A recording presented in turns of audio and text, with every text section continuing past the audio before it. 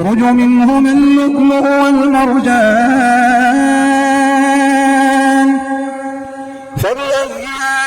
آلاء ربكما تكذبان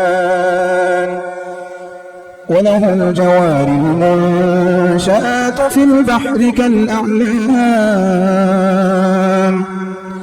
فبأي آلاء ربكما تكذبان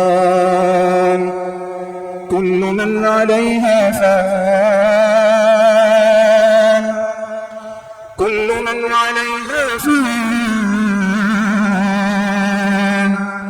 ويبقى وجه ربك ذو الجلال والإكرام فبأي آلاء ربكما